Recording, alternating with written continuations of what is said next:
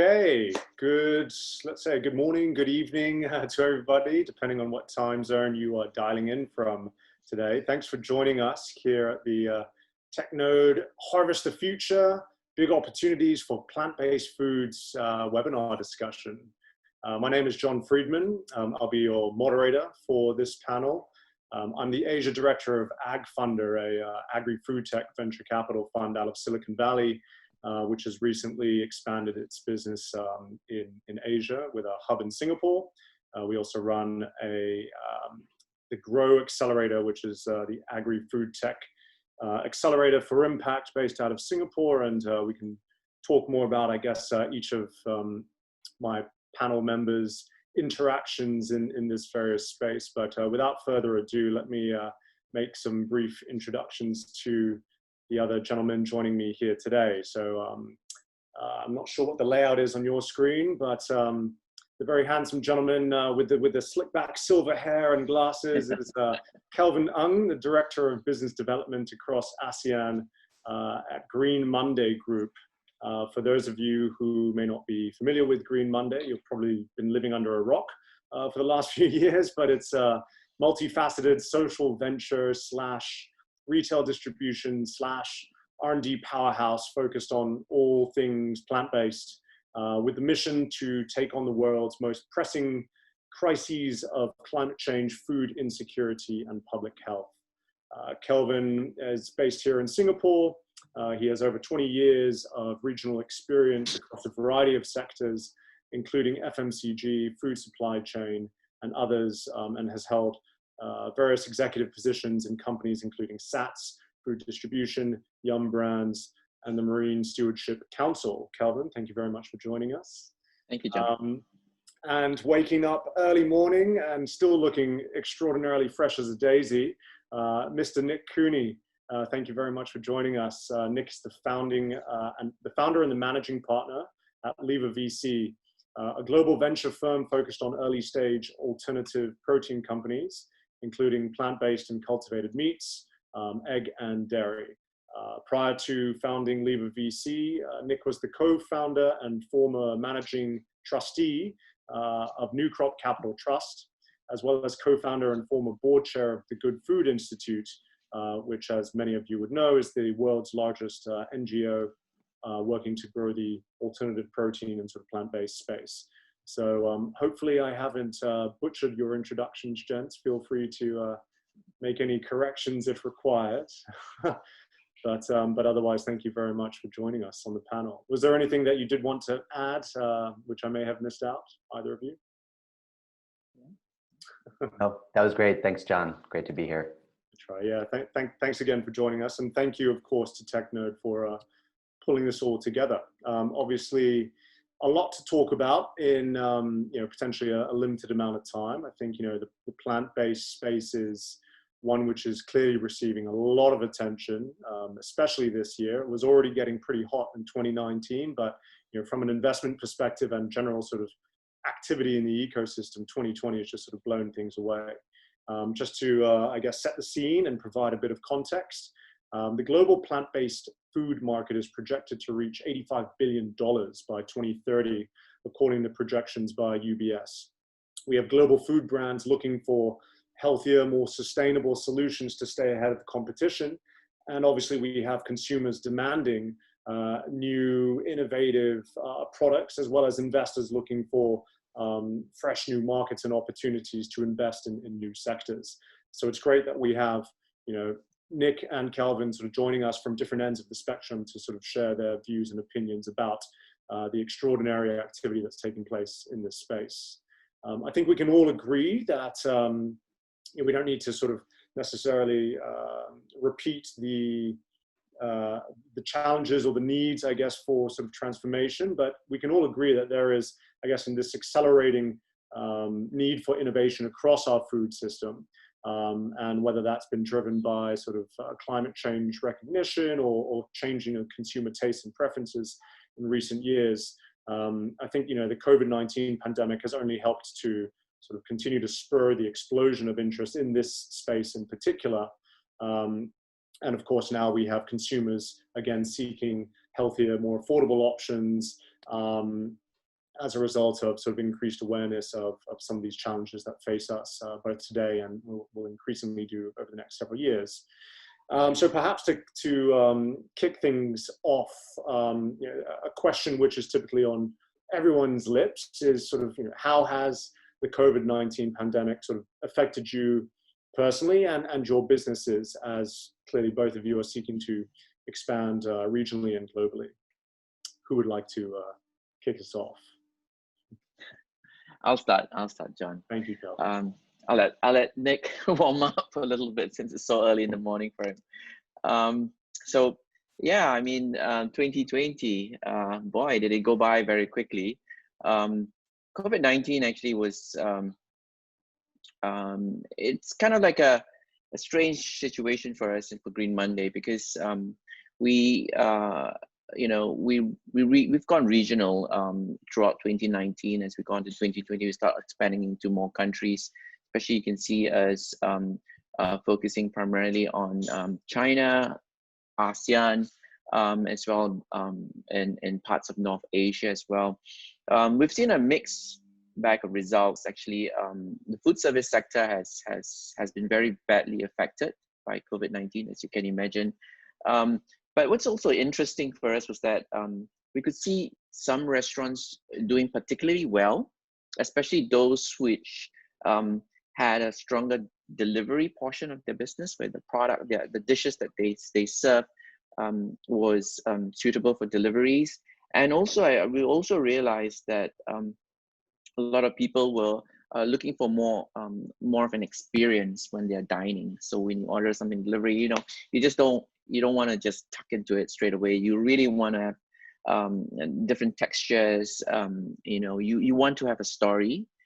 You want to be able to explain where those products are coming from, and consumers are prepared to pay a little bit more for that experience, because they're all, locked up at home, and they can't go out, and they kind of felt, let's bring that restaurant experience to the home. So for those restaurants that did that, they did particularly well. So we've got some customers of ours that really record sales, breaking all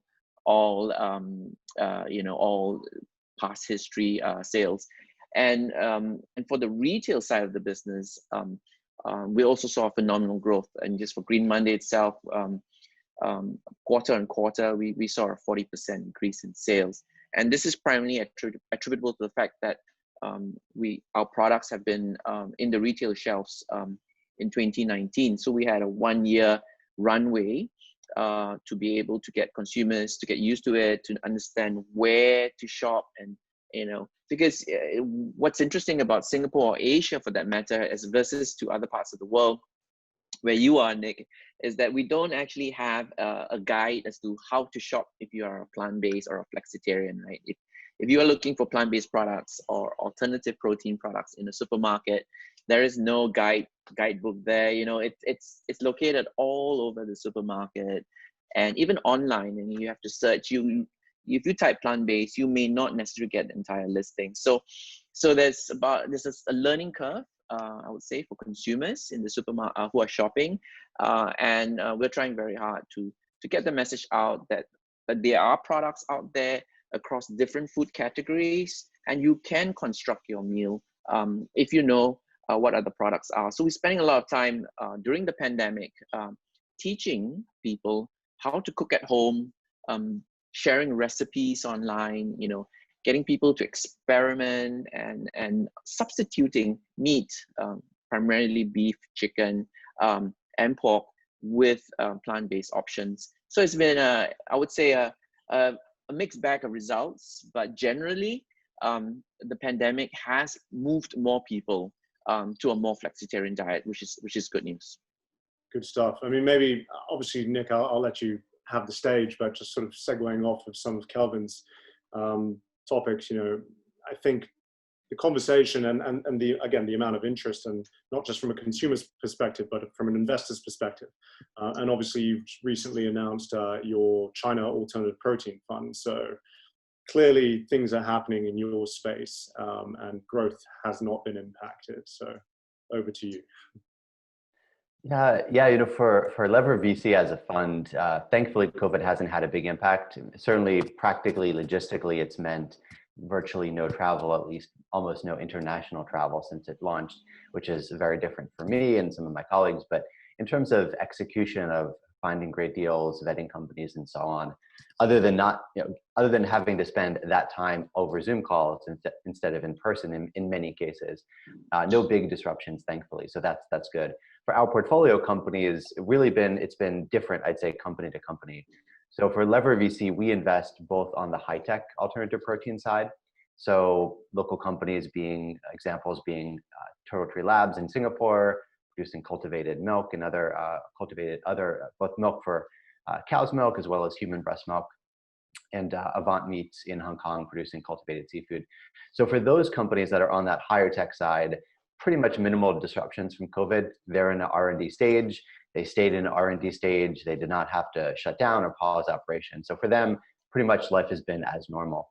For companies on the plant-based meat and dairy side, it's been generally, things have been pretty good. I'd say the main issue that a number of companies faced is for a period of, call it March to June or July, harder to get new accounts. So in terms of having conversations with buyers at retail outlets, QSRs, et cetera, hard to start those conversations or keep conversations going because those buyers were really focused on just kind of keeping the status quo, dealing with the crisis that was going on and so on. So I'd say that's been the biggest challenge. Most of our portfolio companies, the revenue comes from the retail side of things.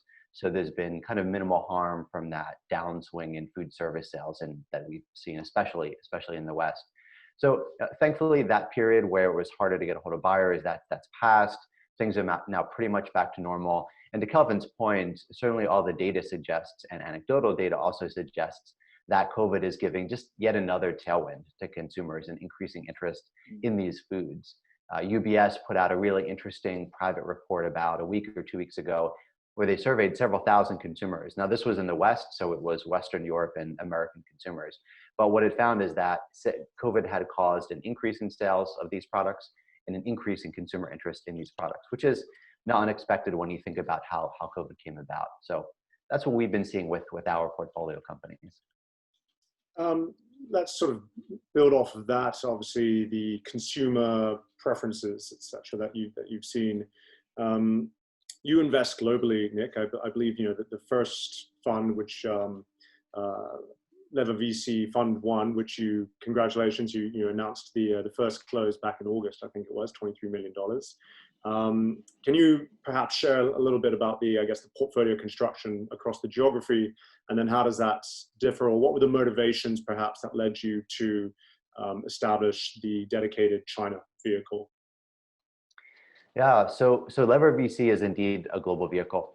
So we currently have a portfolio of 11 companies that breaks down to about half in the US and then half in Europe and Asia. And the reason that we're investing globally is because clearly this is a global opportunity in a global market. Our core geographies are what are the three largest geographies in terms of current sales right now for plant-based meat and dairy. So that would be the Greater China region, Western Europe, and North America, specifically the US and Canada. So that's where most of our deals are, but we are looking at deals everywhere. We're looking at companies in Brazil, Russia, Australia, Africa, and the Middle East and beyond. So that's our approach. In terms of our choice of companies, we're making it on a deal-by-deal basis, sort of regardless of geography, while obviously keeping in mind the total addressable market and competition and so on in a particular geography. China has, from the start, played an important part of that. So our main office is in Hong Kong. I'm one of the partners, as you noted. I'm based in the US, although pre-COVID, spend about 25% of my time in China. Our other partners sit in Hong Kong, and the fourth splits time between mainland China and Singapore. And we also have other full-time investment team members in Hong Kong. So China is a big part of what we're looking at. And I think part of the reason for that is indeed the huge opportunity there. I mean, you already have the world's largest market for plant-based meat and dairy. It's an $18 billion market, USD, in terms of annual sales. You've got significant growth year over year. Obviously, the world's largest market for protein by far. And all the research that's been done, whether it's consumer surveys on perceptions around health of plant-based meat alternatives, consumer surveys around acceptance of cultivated meat and cultivated dairy products or the like show Chinese consumers actually viewing these products more favorably and having even more interest and familiarity with these products than consumers in the West. So all of those things we think make for a lot of opportunity in China for right companies, very good entrepreneurs and teams with good high quality products. That's a fantastic statistic to dig into. So I'll pose this to you first, Nick, and then Kelvin. We can hear sort of what the view is from Green Monday as a sort of retail platform. But why do you think that is in terms of the sort of consumer acceptance? Do you think it's the sort of historical, cultural connection? And obviously, it's really exciting to hear, and I would certainly back up the view that despite the Asian sort of food tech sector being a few years behind what exists in the US, at least in terms of stage of evolution of the companies, that there's so much growth happening around us and opportunity. It's just really, really exciting space. But yeah, going back to, I guess, from the cultural or consumer, the consumer interest, because I think previously there was perhaps a bit of debate in terms of just this sort of disbelief or misperception that Chinese only wanted to eat real meat. There was this sort of like socioeconomic goal of achieving, and therefore they would shun the sort of plant-based, and there was too much sort of gluten and whatnot. I'd love to dig into that a little bit, and then obviously turn the attention over to Kelvin, where obviously I guess the view for Green Monday is truly regional. You're looking to expand in Southeast Asia and all the rest of that. So let's unpack. Yeah, I'm sure Kelvin will be able to answer this better from his and Green Monday's experience. And I definitely don't feel like or claim to be an expert in this area. Anecdotally and from a few data points, some things that seem to be the case to me are greater openness to novel foods among Chinese consumers relative to, say, European or American consumers, very strong interest in health and healthy eating, which obviously ties into this space. And I do imagine that history of these products in the region, the fact that plant-based meat and plant-based dairy were created in China so many centuries ago, I'm sure that is contributive as well. Lastly, perhaps there's less of a stigma against, say, non-meat or meat substitute products. Certainly in, say, the US, where I sit, in earlier years of the sector, that was a major barrier. And perhaps that barrier is there, but a bit lower in China. But again, not an expert, so look forward to hearing what Kelvin has to say on this. Yes, please. Well, we just recently launched Omni Luncheon Meat, as you know. And the timing was really phenomenal, because when we launched it, the day after that, there was a Typhoon 8 that hit Hong Kong. And it was pretty surreal, because when we partnered with a huge fast food chain, and we launched Omni Luncheon Meat with them across their entire system in Hong Kong and Macau, and the typhoon hit, and everybody had to stay at home, right, in Hong Kong. And guess what they did? They all ordered breakfast, and so sales was phenomenal, and we were it was incredible. We call it the perfect storm, right? So that is kind of the perfect storm. But what it told us was that consumers were willing to try. And they could go for the usual stuff that they normally ordered, but they were willing to try something new. And it helped when it was luncheon meat, right? Because luncheon meat is something that we are so nostalgic about. It was, it's something that we all, I'm guilty of eating it as well.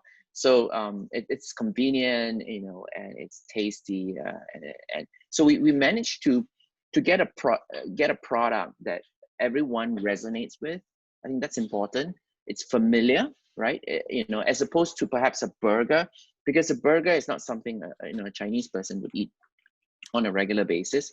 So it's important to be able to be relevant to the market, make it convenient, and obviously price at a point where everyday normal person, working level person would be able to afford it. To your point, Nick, yes, health is really one of the major reasons why Asians have made that move. we've seen an increase in people who are looking towards a plant-based diet to lose weight, if that's even possible. So in China, we are known as the healthy pork, if there's such a term as a healthy pork. So we are healthy, and you've got people in yoga attire, you know, coming to the supermarket and buying our products. So that's our demographic: people who do yoga, people who are sporty, you know, they go for runs, and they are the ones who have been buying our products. So it really has a very positive, healthy perception, and we made it very important to us that when any product that comes onto the Green Monday portfolio has to be GMO free. You know, that's criteria. We go through a very rigorous process to ensure that when we move them from a conventional meat protein to a plant-based diet, they're moving from a product that, you know, contains obviously you know, both the good and the bad stuff, but to a product that is very clean. So we try and make sure that our product, the brands that we carry are all clean, you know, GMO free, no antibiotics.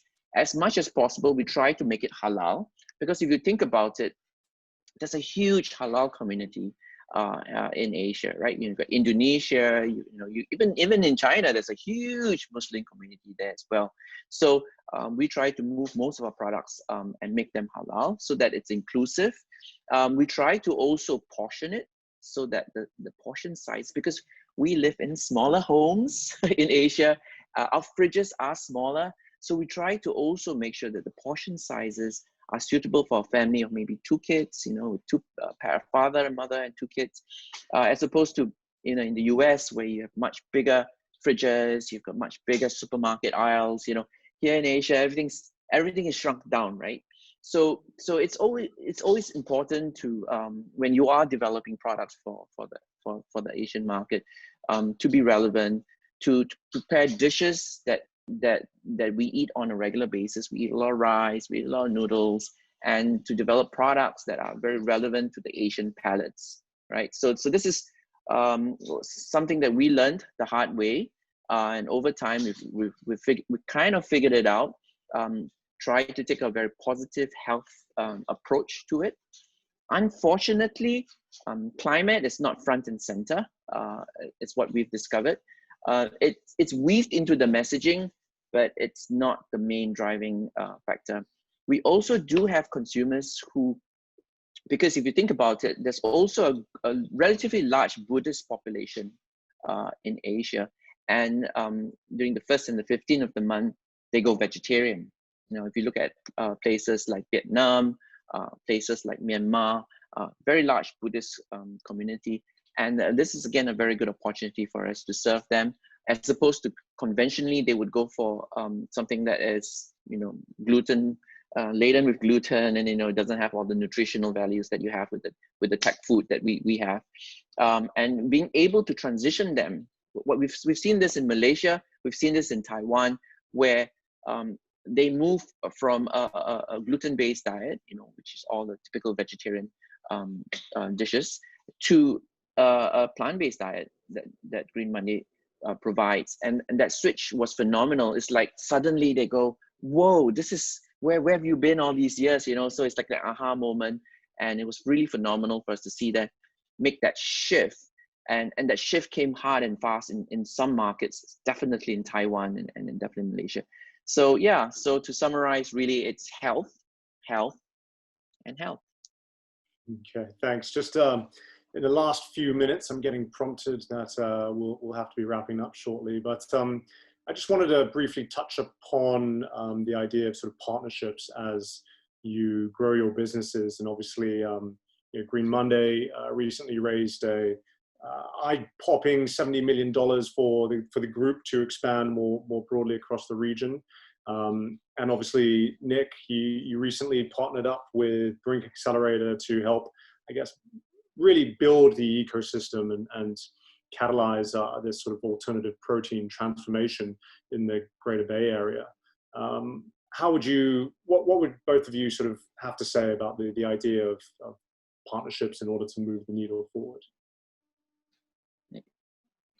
Sure. certainly they're very valuable, right? And of course, those can be formal and informal. As you noted, we partnered with Brink for around an accelerator vehicle in the Greater Bay Area in Guangzhou. Also in the China region, we have formal partnerships with COFCO, the largest food group in China, Ely Group, the largest dairy group in China, but also work with others in Asia and in the West, formally and informally. And those relationships with, let's focus perhaps on the major food corporates, the relationships with them, with their development teams, with their, in some cases, corporate venture capital teams, it's quite valuable for a few reasons. So for us as an investor, our goal after we make our investment decisions is to help our portfolio companies succeed. And so having those relationships with these major food groups, both in Asia and in the West, is very helpful from a few perspectives. So number one, many of these companies are looking to invest in the short term and acquire in the long-term companies in the space. And the recipe for success in the West for major food companies that have successfully gotten into this space has typically been find a brand that's selling really well with consumers, clear product market fit, good quality products, acquire them, and then use your distribution networks and size to scale the brand. That's what's worked really well. And so I think most food companies realize that. And so that's the approach they're taking as well. So for us, having these relationships is helpful in connecting our portfolio companies with these global food leaders. It's also quite helpful for getting some good market feedback about what these folks are seeing from their buyer networks and so on, which are typically quite extensive. So I think there's a lot of value opportunity there for our portfolio companies. We also have some major corporates that have invested with us as a way to get this broader exposure to an understanding of the alternative protein space and access to direct deals. So of course, it's a two-way street, but those are some of the things that we and our portfolio companies, how they benefit, and also how these food leaders benefit as well. Thanks, Nick. Kelvin? Well, it's really a humbling experience for us. As you know, we started in 2012, Green Monday, as a social enterprise, getting people to go plant-based, and coming from that humble background to where we are now in 2020 with that recent announcement. It was really a surreal moment for all of us in Green Monday, to be honest. And you can see the quality of the investors that invested in us was really a vote of confidence in what we're doing. It's a stamp of approval, actually. It's kind of like, okay, so we are on the right track. We just have to expand. So what we're going to do with with that fund is we're actually going to scale up. We are in the process actually to open Green Common in Singapore. So John, you're more than happy to join us and tuck into your favorite plant-based diet. So part of that fund is actually to expand in China. We are in the process of also opening in November Green Common in Shanghai. So that's our first flagship store in Shanghai, with one coming up in January in Singapore. And we will continue to expand more of these lifestyle stores, as we call it, across the region. We're also scaling up production of Omni Pork or Omni Meat, depending on where you're from. As we roll out a huge pipeline of products apart from Omni Meat Mince, we've done Omni Luncheon, we've done Omni Strips. So we're really trying to build that portfolio, so it's easy for people, to make that switch, right, from traditional conventional meat to Omni. So a lot of that funding will go towards that. But more importantly, the relationship, Nick, as you talked about, a lot of our investors are also in the retail scene. Some of them own hotels, some of them have distribution business, some of them in sauces as well. So we were able to leverage off their network, collaborate with them. A lot of them have been in business for the last 30, 40, 50 years, some as long as 100 years. So being able to work with them and learn about their business and collaborate, and not so much to replace what they've done in the past, but to see whether we can come up with a win-win for everyone. Incorporate options, provide solutions, and as we approach Christmas, right, in a couple of months, it's going to be Christmas. All of us will be caroling again, and so working with all our new partners to develop some Christmas recipes for the festive period, as well as Chinese New Year that's coming in February. So it's really exciting for us. It opened a lot of doors. We've been very busy, as you can imagine, getting a lot of calls from folks who typically not reach out to us because of this recent round of funding. Yeah, so really humbling experience for all of us in Green Monday. Well, I'll be looking forward to that launch party in January. I think you helped to answer what was going to be my last question in terms of what to look forward to in the next year. So I think, Kelvin, you've really provided a lot to look forward to yes. from the green money perspective. But yes, back to Nick, big plans for 2021. What's on the radar? I mean, for us personally as a fund, we'll be reaching our final close next year. We'll be continuing to invest and grow our companies. But if you're talking about the plant-based food sector generally, I think probably two things, and those are continuations of what we've seen this year. So one is a lot more exciting companies coming into existence, either doing interesting new products, taking interesting new technologies to how to better create plant-based meat and plant-based dairy products on the technology side, expanding into new geographic regions. So we're seeing some exciting companies right now come up in countries that have not had good, exciting companies there before. So I think we'll continue to see a lot more interesting and exciting companies come online, number one. And number two, the presence and convenience of plant-based foods is no doubt going to keep increasing in terms of how many retail locations, restaurant locations, food service companies, et cetera, are bringing these products into their portfolio and selection, which is, of course, great for the sector and obviously great for consumers as well. So looking forward to that continuing to unfold next year. All right. Well, on that note, I think we have to wrap it up there. But on behalf of all of the audience listening today, I want to thank you both, Kelvin and Nick, for the invaluable insights shared, and clearly a lot to look forward to both in the weeks, months, and next year. I would encourage everyone to check out the respective websites for more information. So Nick, what's your port of call?